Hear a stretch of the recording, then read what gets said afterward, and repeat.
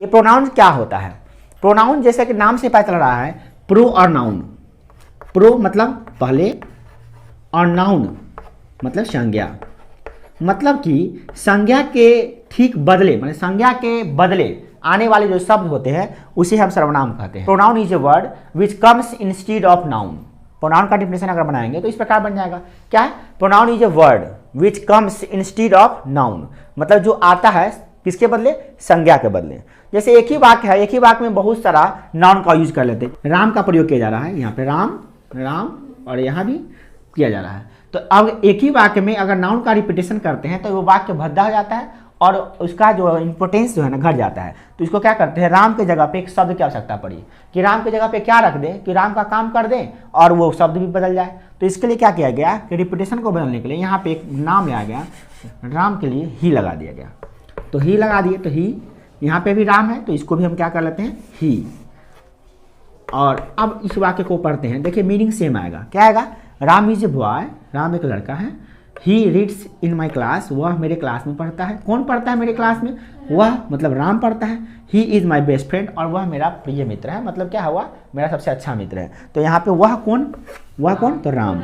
तो वह आ गया, ही आ गया और अपना बोध भी करा दिया, किसका? कि राम का। तो इस प्रकार से देखें आप क्या कि सर्वनाम एक शब्द होता है, ठीक है, जिसका प्रयोग संज्ञा के बदले किया जाता है। क्यों किया जाता है? क्योंकि वाक्य में उसका रिपीटेशन को रोक दिया जाए, ठीक है। प्रोनाउन को उसके उपयोग के आधार पर बांट दिया गया, डिस्ट्रीब्यूट कर दिया गया, ताकि उसका अध्ययन सही से कर पाए, उसको सही से जान पाए। किसी भी चीज़ का डिस्ट्रीब्यूशन इसी आधार पर होता है कि उसको पढ़ने में सुविधाजनक हो जाए। तो चलिए देखते हैं कितने भागों में इसको बांटा गया है। जनरली आप पढ़िएगा तो किसी किसी किताब में 6 रहता है, किसी में 10 रहता है और किसी किसी में 11 रहता है। तो हम क्या कर दिए, 11 को ही बता देते हैं ताकि आपको सब कुछ कवर हो जाएगा इसमें। तो सबसे पहला है क्या? Personal pronoun. पर्सनल प्रोनाउन मतलब व्यक्तिवाचक सर्वनाम। इसमें क्या होता है कि वैसा सर्वनाम जो किसी व्यक्ति की जगह पे आता हो, माने कोई व्यक्ति का नाम है उसके जगह पे आता हो। जैसे अगर हम बोलते हैं आई, तो आई माने मेरी जगह पे आ रहा है। वी हम लोगों की जगह पे आता है। यू आप लोगों की जगह पे आता है। तुम या तुम लोगों की जगह पे आता है। दे वे लोगों की जगह पे आता है। ही उसके जगह पे आता है स्त्रीलिंग पुल्लिंग के लिए, और सी स्त्रीलिंग के लिए, और इट जो होता है वो निर्जीव पदार्थों के लिए, छोटे छोटे जो जीव होते हैं उसके लिए आता है, ठीक है। अब है दूसरा नंबर, जैसे आप इसका उपयोग भी कर सकते हैं। उपयोग तो आप जानते हैं, जैसे I am a boy, we are going to temple. अब बात आती है पोजेसिव प्रोनाउन की। पोजेसिव प्रोनाउन क्या होता है? Those pronouns which is use to show possession, मतलब पोजेशन को शो करने के लिए, मतलब अधिकार बताने के लिए, मतलब वैसा सर्वनाम जिसका उपयोग अधिकार बताने के लिए किया जाता है उसे अधिकारवाचक सर्वनाम कहते हैं। जैसे माइंड, माइंड बोलने से क्या होता है? मेरा, मेरी वस्तु, है ना। जब बोलते हैं आवर का क्या, जैसे वी है तो वी का क्या हो जाएगा? आवर्स हो जाएगा। यू का क्या हो जाएगा? योर हो जाएगा। यहाँ पे योर्स हो जाएगा, सॉरी। दे का क्या हो जाएगा? देयर्स हो जाएगा। ही का हीज हो जाएगा। हर सी का हर्स हो जाएगा और इट का इट्स हो जाएगा, ठीक है। तो इसको याद कर लीजिएगा। अगला क्या है, आप कहिएगा सर इसका उपयोग कैसे करते हैं। जैसे यह किताब मेरी है, दिस बुक इज माइन, वह घर आपका है या वह घर हमारा है, तो क्या हो जाएगा? दैट हाउस इज आवर्स हो जाएगा। इस तरह से इसका उपयोग हम लोग कर सकते हैं, किसके लिए? अधिकार बताने के लिए। अधिकार बताने के लिए करते हैं, इसलिए इसका नाम पड़ गया क्या? अधिकारवाचक सर्वनाम।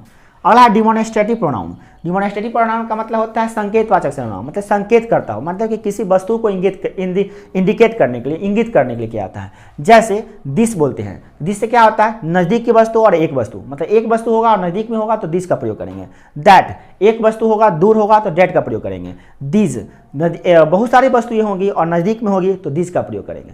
अब बहुत सारी वस्तुएं होंगी, दूर होगी तो दोज का प्रयोग करेंगे। जैसे ये लड़के हैं, पास में है, बहुत सारे हैं तो दीज आर बॉयज़। वे लड़कियां बहुत सारी है, दूर है, लड़कियां हैं, दोज आर गर्ल्स। यह एक कलम है, दिस इज ए पेन, एक पेन है और यहाँ पे है, पास में है। नज़दीक के लिए हम लोग क्या करते हैं? दिस का प्रयोग कर दिए। अगर वही कलम होगा वहाँ पर तो क्या बोलेंगे? वह एक कलम है, दैट इज अ पेन। इस तरह से हम लोग उपयोग करते हैं। तो आप देखिए क्या, दिस और दिस का प्रयोग नज़दीक के लिए किया जाता है और दैट और दोज का प्रयोग दूर के लिए किया जाता है। दिस और दैट का प्रयोग एक वचन के लिए किया जाता है, मैंने एक वस्तु के लिए किया जाता है, और दिस और दोज का प्रयोग बहुत सारे वस्तुओं के लिए किया जाता है। क्लियर हो गया। अगला है क्या? Reciprocal pronoun. रेसिप्रोकल प्रोनाउन का मतलब क्या होता है? जब कर्ता द्वारा किए गए कार्य का फल कर्ता पर ही पड़ता हो, स्वयं पड़ता हो उसी पे, तो हम कहेंगे क्या? रेसिप्रोकल प्रोनाउन, मतलब कि उसी का फल उसी ही पर पड़ रहा है।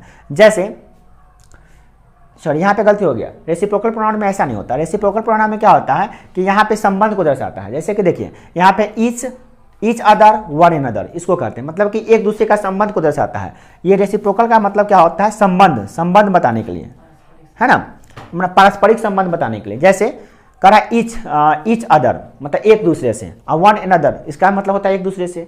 ईच अदर किसके लिए प्रयोग करते हैं? दो के लिए। जैसे Ram and Sita love each other, मतलब राम और सीता एक दूसरे से प्यार करते हैं, मतलब कि दो हैं, राम और सीता है और आपस में प्यार करते हैं, दो ये का इसमें हिस्सेदारी है, तो क्या हो जाएगा? Ram and Sita love each other, है ना, Ram and Sita love each other. तो ये क्या हो गया? ईच अदर का प्रयोग किया गया।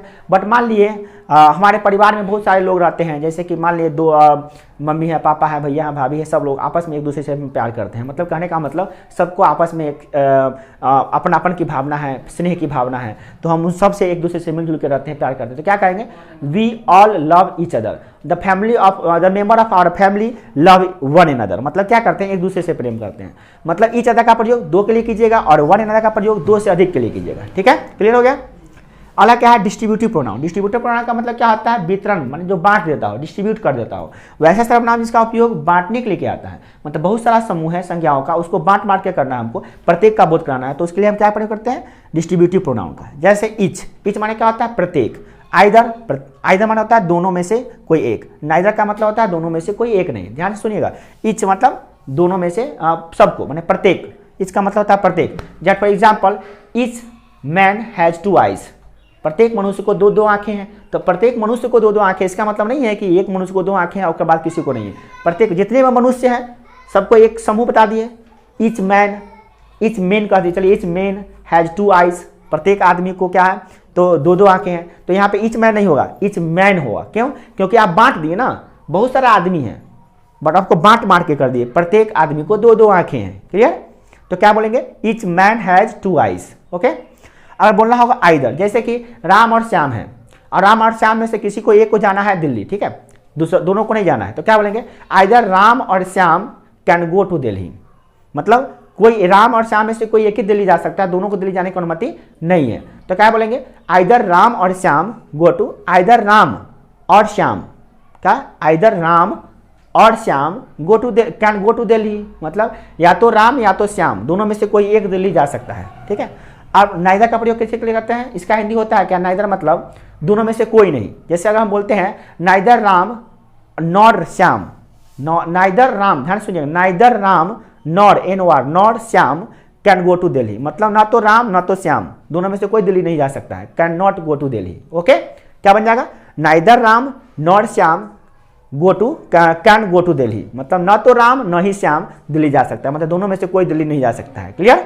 मतलब इसका प्रयोग प्रत्येक का बोध कराने के लिए, और यहाँ पे आइदर का प्रयोग दोनों का, मतलब दोनों का में से कोई एक का बोध कराने के लिए, और नाइदर का प्रयोग दोनों में से किसी का बोध कराने के लिए नहीं, तो हम लोग करते हैं इसका प्रयोग। ओके, अब आता है रिफ्लेक्सिव प्रोनाउन। रिफ्लेक्सिव प्रोनाउन का मतलब क्या होता है? वैसा प्रोनाउन जिसमें कर्ता द्वारा किए गए कार्य का फल स्वयं कर्ता पे पड़ता है, जिसको हम गलती से यहाँ पे बता दिए थे, है ना, रिफ्लेक्सिव प्रोनाउन होता है। जैसे I cut my finger my self, I cut my finger my self, मैंने स्वयं अपना उंगली काट लिया। ठीक है, मैंने अपना उंगली स्वयं काट लिया। ठीक है, तो मैंने काटा, तो किसने काटा? उंगली, मैंने काटा, और उंगली काटने का प्रभाव किस पे पड़ा? मुझ पे ही पड़ा कि मेरी उंगली कटी हुई है, दर्द हो रहा है, खून बह रहा है, बढ़े। तो बात समझ आई ना? जब कर्ता द्वारा किए गए कार्य का फल कर्ता पे ही पड़ता हो, तो हम कहेंगे क्या कि ये जो है ना रिफ्लेक्सिव, रिफ्लेक्स हो रहा है, मतलब उंगली काटे और उसका रिफ्लेक्स हो रहा है, हम पे प्रभाव पड़ रहा है क्या कि मेरी उंगली कट चुकी है ना? तो वहां पे क्या होगा? I have cut my finger my self, मैंने अपनी उंगली खुद स्वयं काटी है। क्लियर हो गया? तो इसमें क्या होगा? अब कैसे करिएगा? देखिए, माई का होता है माई सेल्फ, क्या होता है याद कर लीजिएगा, बहुत इंपॉर्टेंट होता है। माई का क्या होता है? My self. वी का क्या होता है? आवर सेल्व्स, क्या होता है? आवर सेल्व्स, उसमें ई एस रहता है लास्ट में, आवर सेल्व्स। यू का क्या होता है? यू का दोनों होता है, योर सेल्फ या योर सेल्व्स। क्यों? क्योंकि यू का हिंदी दो होता है, वो आप लोग होता है, तो यू का हिंदी जब आप होगा तो क्या होगा? Your self, YOUR your SELF self. But अगर बहुत सारा हो जाएगा तो क्या हो जाएगा? योर सेल्फ्स, क्या जाएगा? SELVES जुड़ जाएगा उसमें। ठीक है, YOUR योर सेल्फ्स, SELVES हो जाएगा। ठीक है ना, योर सेल्फ्स हो जाएगा। तो योर का दोनों होता है, यू का दोनों होता है, योर सेल्फ और योर सेल्फ्स, उसको सेल्फ जो पढ़ते हैं, सेल्फ। नेक्स्ट है दे माने प्लूरल हो गया, तो क्या जाएगा? देम सेल्व्स, क्या जाएगा? Them selves. उसका ही है तो ही का क्या आ जाएगा? Him self. सी है तो हर सेल्फ, इट है तो इट सेल्फ। क्लियर? सबका याद हो जाएगा।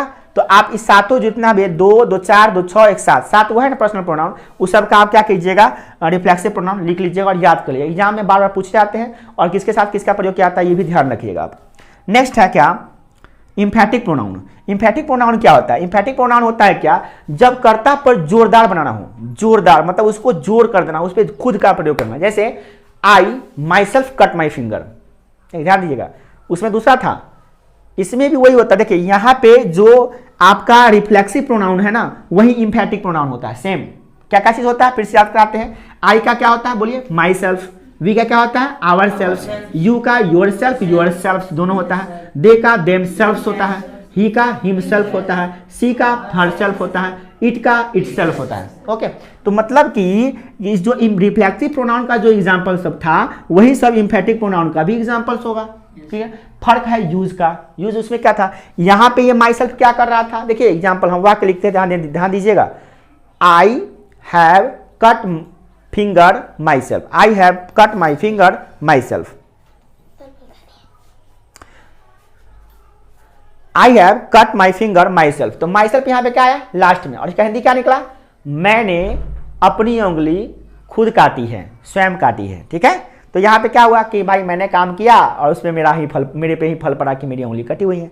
बट उसी माई सेल्फ का प्रयोग हम आई के जस्ट बगल में कर देते हैं ना कॉमा लगा के, तो वहां पे देखिए हिंदी क्या निकल जाएगा। देखिएगा I myself have cut my finger, ध्यान सुनिएगा, I myself cut my finger, मैंने खुद अपनी उंगली काटी है। यहाँ पे जोरदार, मैंने खुद अपनी उंगली काटी है, मतलब अपने पे जोर देने के लिए हम मैंने खुद, मतलब यहाँ पे देखिए खुद, मैंने स्वयं अपनी उंगली काटी है। तुमको क्या जाता है, मतलब यहाँ पे अपने जोरदार जोरदार बना रहा है कि मैंने काटी है, खुद काटी है। तुमको क्या हो रहा है, यहाँ पे पश्चाताप नहीं हो रहा है, यहाँ पे खुद जोरदार बनाने के लिए, अपने आप को जोरदार बनाने के मैंने खुद काटी है। तो इसके लिए वहाँ पे माई सेल्फ का प्रयोग है। माई सेल्फ वही वर्ड है, बस उसका जगह बदल दिए तो उसका मीनिंग बदल गया, सेंस बदल गया। देखिएगा दोनों में क्या अंतर था, फिर से बताते हैं आपको क्या चीज के बारे में, तो इम्फेटिक प्रोनाउन के बारे में, रिफ्लेक्सिव का और इम्फेटिक का दोनों को बताते हैं। पहले हम रिफ्लेक्सिव वाला बता देते हैं फिर से। देखिए क्या, I have cut my finger my self, मैंने अपनी उंगली स्वयं काटी है। तो यहाँ पे जोरदार नहीं है, कर्ता का फल स्वयं पड़ रहा है। बट बोलेंगे I myself cut my finger, I myself have cut my finger, तो यहाँ पे हो गया जोरदार, क्योंकि आई के बगल में डाल दिया माई सेल्फ, मतलब मैंने खुद अपनी उंगली काटी है। दोनों का हिंदी अलग हो गया कि नहीं हो गया, दोनों है ना अलग, मतलब सेम वर्ड यूज अलग अलग होगा। ठीक है ना, मतलब इसमें क्या होगा आपको पहचानना, एग्जाम में आएगा तो कैसे पहचानिएगा कि भाई ये रिफ्लेक्सिव है कि इम्फेटिव है। वेरी सिंपल, जब नाउन के जब सब्जेक्ट के जस्ट बाद इस सब का, इस सातों में से किसी का प्रयोग कर दिया गया, किसका, my self your self them self, इसमें से किसी का प्रयोग आ गया जस्ट सब्जेक्ट के जस्ट बाद, तो आप समझ जाइएगा ओ ये जो है ना इम्फेटिक बनाने के लिए आया है, जस्ट बगल में आ गया, उसको जोरदार बना दिया। बट जैसे ही वो वाक्य के लास्ट में आएगा ना या और कहीं पे आएगा तो समझ आएगा ये अपना प्रभाव जमाने, अपने कर्ता जो किया कार्य का फल जो है ना कर्ता पे ही पड़ रहा है, इसको दर्शाने के, मतलब वहां पे वो रिफ्लेक्सिव हो गया, इम्फेटिक नहीं होगा। पहचान लीजिएगा, एग्जाम में अक्सर बात कंफ्यूज करने के लिए बच्चों को पूछते हैं। बच्चा सोचता है क्या कि माई सेल्फ लगा हुआ है भाई तो रिफ्लेक्सिव प्रोनाउन हो, हर समय रिफ्लेक्सिव नहीं होता, जब बगल में आ गया तो इम्फेटिक हो जाता है। ठीक है ना, तो ये याद रखिएगा।